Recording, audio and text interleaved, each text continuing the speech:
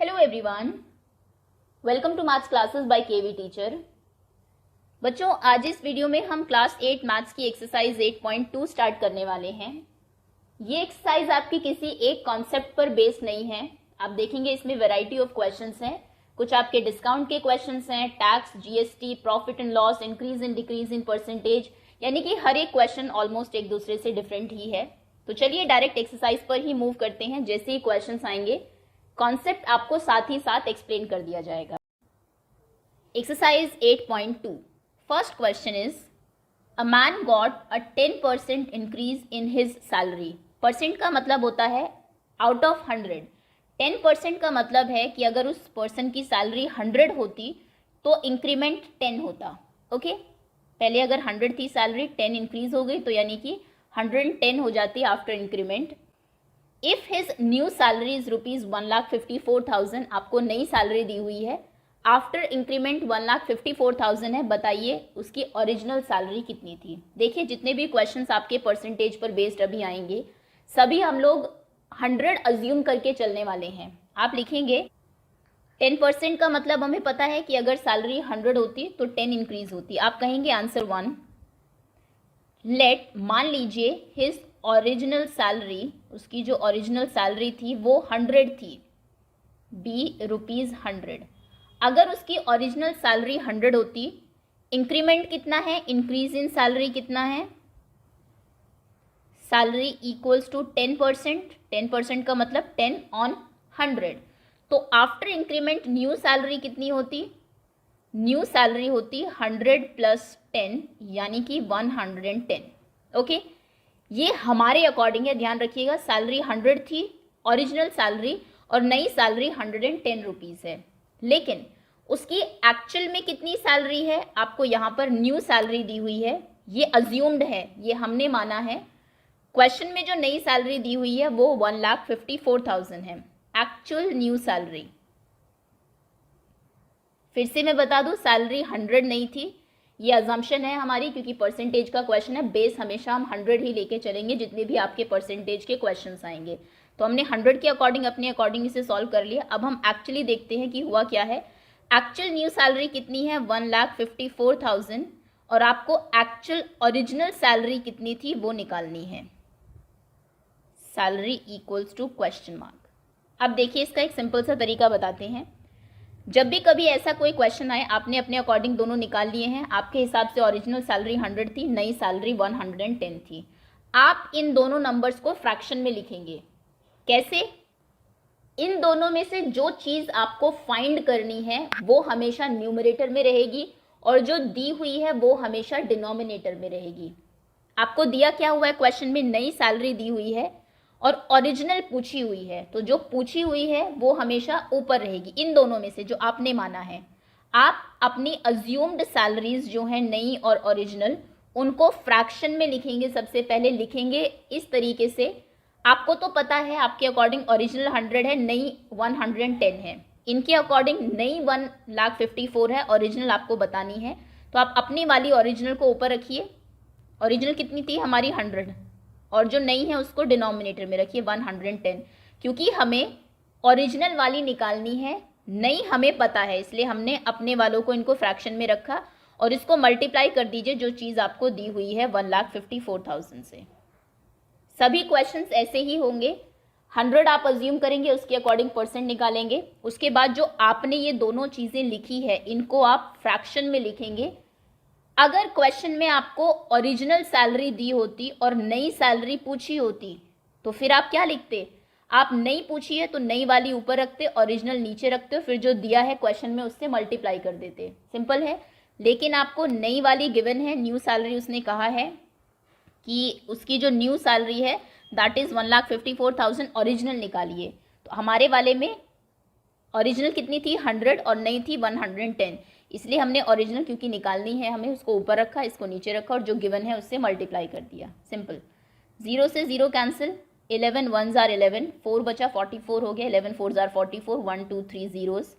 अब 14 1 2 3 और एक 0 यहाँ से कितना हो गया, ये 1,40,000, यानी कि एक्चुअल जो उसकी ओरिजिनल सैलरी थी वो 1,40,000 थी। यही आपका आंसर है। ओके, ये कॉन्सेप्ट अगर आप समझ जाते हैं सिंपली कि कैसे इसको कैसे लिखना है, कौन सा नंबर न्यूमरेटर में आएगा, कौन सा डिनोमिनेटर में, तो सारे परसेंटेज के क्वेश्चंस बहुत ईजी हो जाएंगे। चलिए अभी हम नेक्स्ट क्वेश्चन पर आते हैं।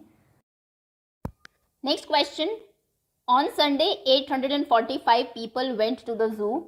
संडे को 845 लोग जो है जू को विजिट करने जाते हैं। On Monday only 169 people went. Sunday को क्योंकि छुट्टी होती है बच्चों की, स्कूल की भी, तो ज़्यादा है जो नंबर ऑफ पीपल विजिट कर रहे हैं जू को, और मंडे को सिर्फ 169 है। क्वेश्चन आपसे पूछा गया है what is the percent decrease in the people visiting the zoo on Monday. कितने परसेंट लोग कम हुए हैं जो जू को विजिट करने गए हैं मंडे को। तो सबसे पहले आंसर लिखेंगे आप, answer number 2, number of people visited zoo on Sunday, zoo on Sunday equals to 845. Number of people visited zoo on Monday equals to 169. पहले ये फाइंड करिए कि कितने लोग कम हुए हैं। परसेंट की तो बात बाद में है, परसेंटेज डिक्रीज हम लोग बाद में फाइंड करेंगे। पहले ये तो पता लगे कितने लोग एक्चुअली में कम हुए हैं। So number of people, number of decrease in people equals to 845, जितने संडे को जिन्होंने विजिट किया था उनमें से माइनस कर दीजिए मंडे वालों को। 15 माइनस 9 इज 6, 3, 13, 13 माइनस 6 इज 7, ये 7 था, 7 माइनस 1 इज 6, 676 कम लोगों ने विजिट किया मंडे को अगर हम कंपेयर करें संडे से। अब इसका परसेंट आपको निकालना है, डिक्रीज परसेंट। परसेंट का एक रूल है, जिस भी चीज़ का परसेंटेज आपको निकालना है हमेशा उसको न्यूमरेटर में रखिए। फॉर एग्जांपल आपको कितने मार्क्स आए हैं, मान लीजिए 20 मार्क का क्वेश्चन पेपर था, आपको एग्जाम में मिले हैं 15 मार्क्स। सो आप 15/20 ऐसे लिखते हैं।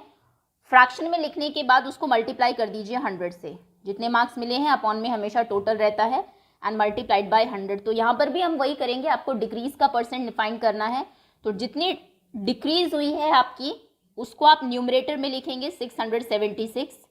बेस किसको लेंगे, किसके बेसिस पर आप फाइंड कर रहे हैं कि कितना डिक्रीज हुआ है, जो लोग संडे को गए थे। ध्यान रखिएगा डिनोमिनेटर में हमेशा वो चीज़ आती है जो पहले हुई हो। जैसे कि अगर आप प्रॉफिट परसेंट या लॉस परसेंट निकालते हैं तो डिनोमिनेटर में हमेशा सीपी लिखते हैं, क्योंकि चीज़ पहले खरीदी जाती है तो हम उसको बेस लेकर चलते हैं। यहाँ पर संडे ऑब्वियसली पहले आया होगा मंडे से, तो वो जो लोग विजिट किए थे संडे को वो आपका बेस होंगे। सो 845 फ्रैक्शन में आ गया ये। जब भी नंबर आपको फ्रैक्शन में पता हो आपको सिंपल 100 से मल्टीप्लाई करना है उसे फ्रैक्शन में, उसे परसेंटेज में चेंज करने के लिए। ओके, मल्टीप्लाई डिवाइड करेंगे, 5 2s are 10, 0, 5 1s are 5, 5 6s are 30, 5 9s are 45, 169। 169 आप जानते हैं 13 का स्क्वायर होता है, सो ये सिर्फ 13 से ही कैंसिल होगा। 676 भी 13 से कैंसिल हो जाएगा। सो 13 5s are 65, 2 26, 13 2s are 26, 13 13s are 169, 13 4s are 52, 4 into 20 is 80, so answer is 80%। यानी कि 80% less people visited the zoo on Monday. Monday को 80% कम लोगों ने विजिट किया है। Okay, next question. Third question is a shopkeeper buys 80 articles for ₹2400। एक shopkeeper 80 article खरीदता है, 80 चीज़ें खरीदता है ₹2400 में, and sells them at a profit of ₹16%। 16% के प्रॉफिट से उन्हें बेच देता है। Find the selling price of 1 article. एक आर्टिकल का सेलिंग प्राइस बताइए। कॉस्ट प्राइस आपको दिया है, आंसर 3। देखिए परसेंटेज के केस में मैंने आपको हमेशा बताया 100 अज्यूम करके चलिए। मान लीजिए let the cost price CP of 80 articles, मान लीजिए उन 80 आर्टिकल का जो कॉस्ट प्राइस है वो 100 रुपीज़ था। प्रॉफिट परसेंट कितना दिया है आपको, प्रॉफिट परसेंट है 16%, 16% यानी कि 16 ऑन 100। तो आपका सेलिंग प्राइस कितना हो जाएगा, 100 + 16 यानी कि 116। ये हमारी अजम्पशन है पूरी। अगर 100 रुपीज़ के वो होते सारे जो आर्टिकल्स हैं आपके, 16% के प्रॉफिट पे आप बेचते तो आप उनको 116 में बेचते। ओके, नाउ अब हम क्वेश्चन पर आते हैं। क्वेश्चन ने एक्चुअली आपको कॉस्ट प्राइस दिया हुआ है, सीपी कितना दिया है आपका, एक्चुअल सीपी, ये आपकी अजम्पशन है, लेट मतलब हमने माना है। सो एक्चुअल सीपी कितना है 2400, आपको एक्चुअल एसपी निकालना है। तो मैंने क्या कहा था, जो आपकी अजम्पशन है उनको आप फ्रैक्शन में रखते हैं। आपके अकॉर्डिंग तो सीपी 100 और एसपी 116 है, और फ्रैक्शन में कैसे लिखते हैं, जो आपको फाइंड करना है वो हमेशा ऊपर रहेगा, क्योंकि आपको एसपी फाइंड करना है तो 116 ऊपर रहेगा, सीपी आपको दिया हुआ है वो नीचे होगा, और ये मल्टीप्लाई होगा 2400 से। Okay, cancelled. 116 को जब आप 24 से मल्टीप्लाई करेंगे आंसर विल बी 2784। तो आपको सेलिंग प्राइस पता लग गया 80 आर्टिकल्स का। क्वेश्चन में लेकिन पूछा था find selling price of 1 article, ये 80 का है, आपको 1 का बताना है। So SP selling price of 80 articles equals to 2784, selling price of 1 article equals to 2784 divided by 80। 80 से जब आप इसे डिवाइड करेंगे आंसर विल बी 34.80, यानी कि एक आर्टिकल जो है वो 34 रुपीज़ एंड 80 पैसा का है। Okay, next fourth question is the cost of an article was rupees 15,500। एक आर्टिकल, ये कोई चीज़ 15,500 की है, 450 वर स्पेंड ऑन इट्स रिपेयर, उसको रिपेयर कराने में 450 रुपीज़ खर्च हो गए। जब आप कोई चीज़ खरीदते हैं उसको रिपेयर करने में, इंस्टॉल करने में जितना भी अमाउंट खर्च होता है वो आप उसकी कॉस्ट प्राइस में ही जोड़ देते हैं। ओके, तो यानी कि इसका जो सीपी है वो 15,950 हो जाएगा। If it is sold at a profit of 15% के प्रॉफिट पे आपने बेचा उसको, तो सेलिंग प्राइस बताइए।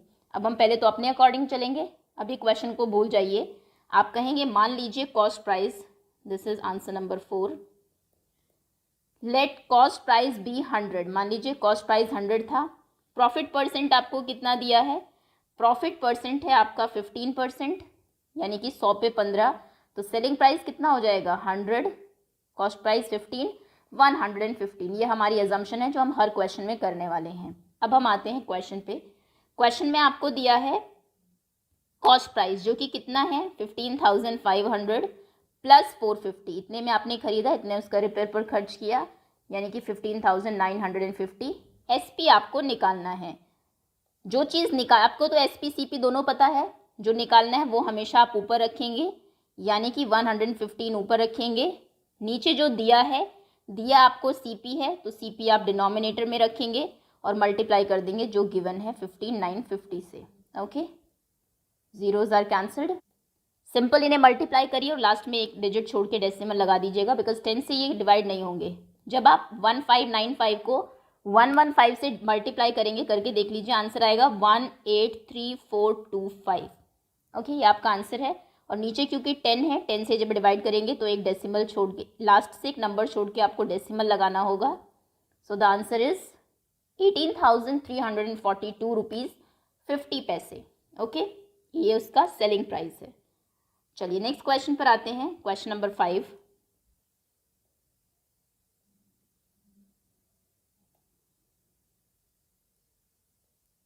अ VCR and TV were bought for rupees 8,000 each.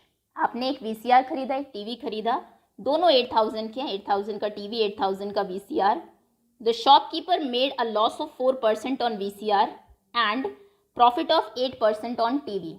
जो शॉपकीपर है उसे VCR के ऊपर 4% का लॉस होता है, VCR के ऊपर 4% का लॉस होता है और टीवी के ऊपर 8% का प्रॉफिट होता है। बताइए गेन और लॉस परसेंट क्या है इन दिस होल ट्रांजैक्शन, पूरी ट्रांजैक्शन खरीदने से लेकर दोनों को बेचने तक।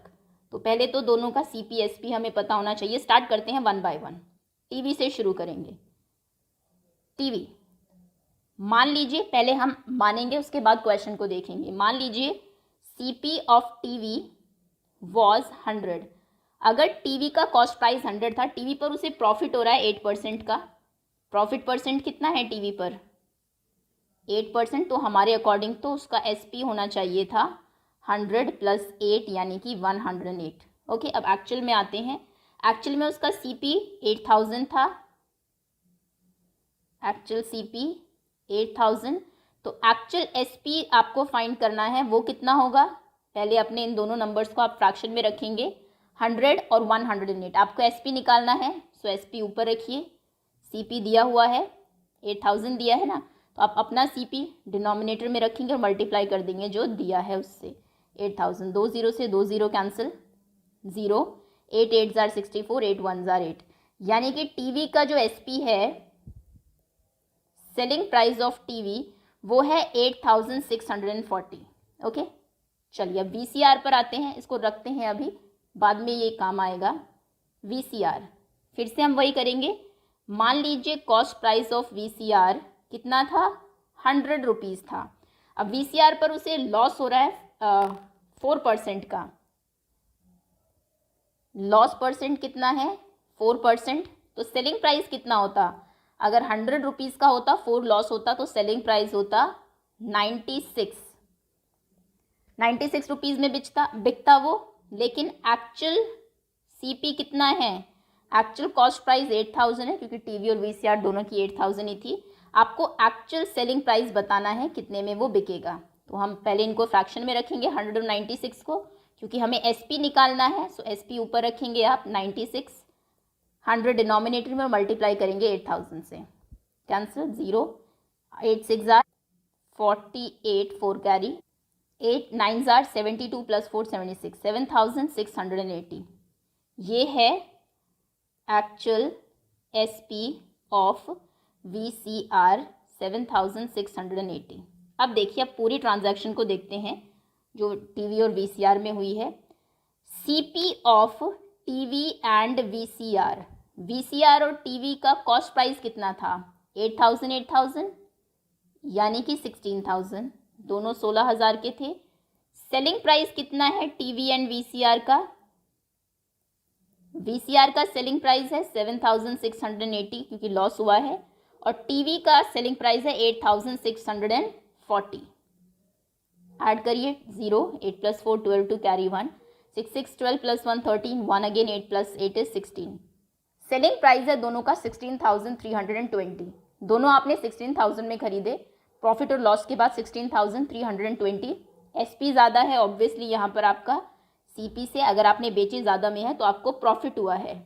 कितने का प्रॉफिट हुआ है, 16320 माइनस 16000, यानी कि 320 रुपीज़ का आपने प्रॉफिट अर्न किया इस पूरी ट्रांजैक्शन में।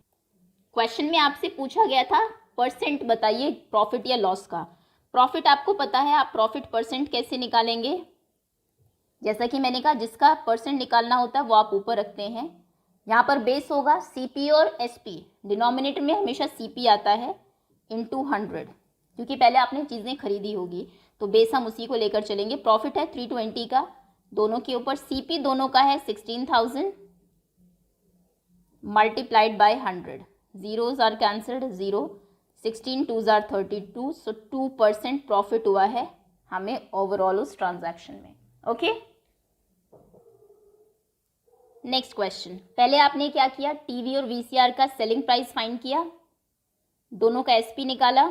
VCR का इतना है, टीवी का SP इतना है। उसके बाद दोनों का कॉस्ट प्राइस 8000 थे, दोनों के 16000, दोनों का सेलिंग प्राइस, और वहां से फिर एक्चुअल प्रॉफिट देखा कितने का हुआ, 320 का, और प्रॉफिट परसेंट आपने फाइंड कर लिया। नेक्स्ट क्वेश्चन देखिए, 6th question is, during a sale, एक सेल चल रही है शॉप में, a shop offered a discount of 10% on the marked price of all the items. जितने भी आइटम्स हैं उनके ऊपर जो प्राइस मार्क्ड है उसके ऊपर आपको 10% का प्रॉफिट डिस्काउंट मिलेगा। What would a customer have to pay for a pair of jeans marked at ₹1450 and 2 shirts marked 850 each. अब एक कस्टमर जाता है, वो एक जीन्स ले रहा है और 2 शर्ट ले रहा है। जीन्स का जो कॉस्ट प्राइस है, जो मार्क्ड प्राइस है, जो लिखा हुआ है जीन्स के ऊपर, 1450 है, और शर्ट में 850 ईच, यानी कि दोनों ही शर्ट 850 की है। Okay, answer 6।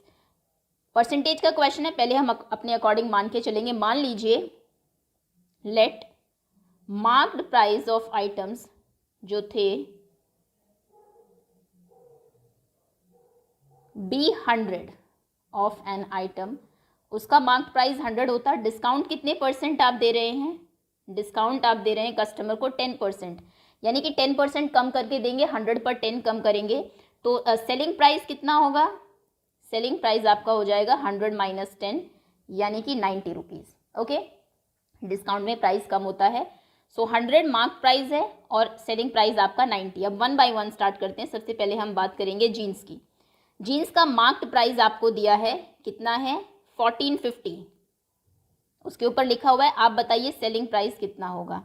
तो हमने जो माना है उस पर आते हैं। हमारे अकॉर्डिंग तो मार्क्ड प्राइस 100 था, तो सेलिंग प्राइस 90 था। इसने आपको मार्क्ड प्राइस दे दिया, सेलिंग प्राइस पूछा है तो इन दोनों को फ्रैक्शन में लिखेंगे, सेलिंग प्राइस ऊपर लिखेंगे क्योंकि आपको फाइंड करना है।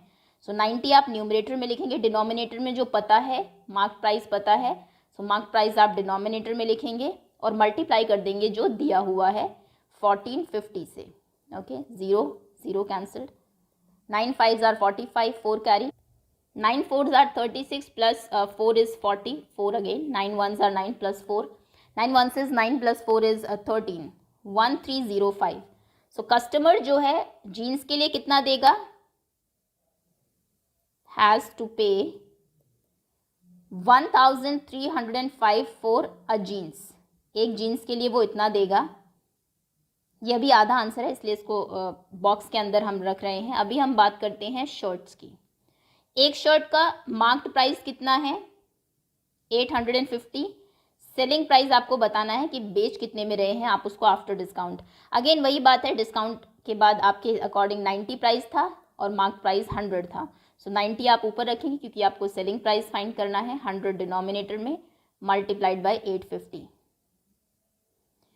9 5s are 45, 4 carry, 9 8s are 72, 72 plus 4 76, 765 एक शर्ट का सेलिंग प्राइस है SP।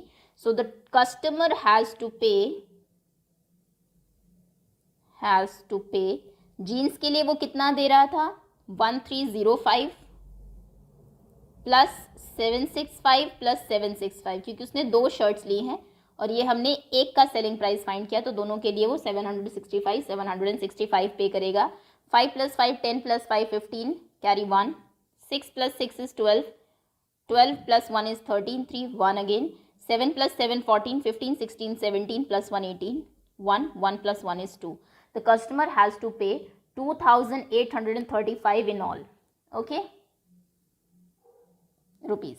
ये था इसका आंसर। आई एम श्योर जितने क्वेश्चंस अभी तक कराए हैं आपको समझ में आ गए होंगे। रिमेनिंग जो 5 क्वेश्चंस हैं वो हम लोग इसके पार्ट 2 वीडियो में कवर करेंगे। That's all for now. Thank you so much for watching.